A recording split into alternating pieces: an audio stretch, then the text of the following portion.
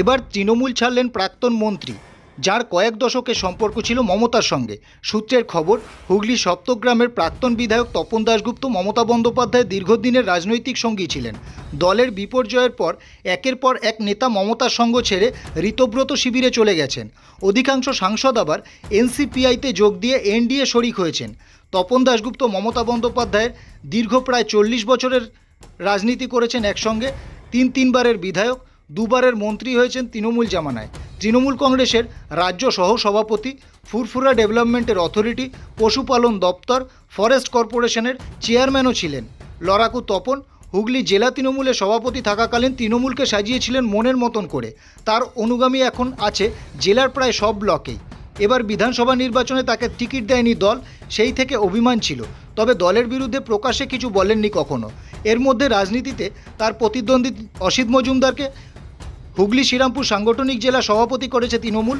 তপন দাশগুপ্ত রাজনীতি ছাড়ছেন না, সক্রিয়ভাবে রাজনীতিতে থাকছেন। তবে এখনই তৃণমূলের কোনো শিবিরে যোগ দেওয়ার কথা বলেননি তিনি। তবে আগামী দিনে সুযোগ পেলে বিজেপিতে যোগ দিতে পারেন বলে জানা গেছে। দল ছাড়া প্রসঙ্গে এদিন তপন দাশগুপ্ত জানান, কিছু দালাল দলটাকে শেষ করে দিল।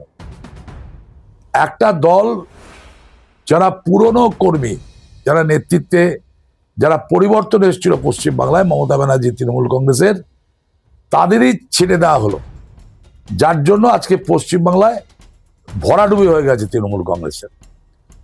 আমি কাউকে দোষ দিতে চাই না, শুধু এটা বলবো যে পশ্চিমবাংলার মানুষের স্বার্থে, হুগলি জেলা মানুষের স্বার্থে, মানুষ নিয়ে আমাদের দল রাজনীতি, মানুষ যেটা চাইবে সেই পথেই চলা ভালো। এবং আমি প্রায় 2 মাস, আপনারা জানেন যে আমি সপ্তগ্রামে এবার টিকিট চাইনি, আমি চেয়েছিলাম পান্ডুয়াতে, কিন্তু পার্টির নেতৃত্ব মনে করেছে আমাকে টিকিট দেয়নি। তাতে রেজাল্ট দেখলাম ভরাডুবি হয়েছে। এটা একটা রিয়াকশন আছে। আমি বলবো হুগলি জেলার মানুষ অত্যন্ত দুঃখিত ছিল আমাকে টিকিট না দেওয়ার। তার ফল কিন্তু তৃণমূল কংগ্রেস পেয়ে গেছে হুগলি জেলায়, যার ফলে আমি 2 মাস ধরে অনেক চিন্তা ভাবনা করলাম। সাধারণ মানুষ, বুদ্ধিজীবী, আমার কর্মী যারা, তাদের সঙ্গে আলোচনা করে সিদ্ধান্ত নিলাম যে তৃণমূল কংগ্রেস একটা হয় না। যে তৃণমূল কংগ্রেসের সভানেত্রী যিনি, তাকে বাদ দিয়ে আরেকটা তৃণমূল কংগ্রেস, আবার মাঝখানে একটা ছোট্ট তৃণমূল কংগ্রেস, মানে 3টে তৃণমূল কংগ্রেস পশ্চিমবাংলায় চলছে।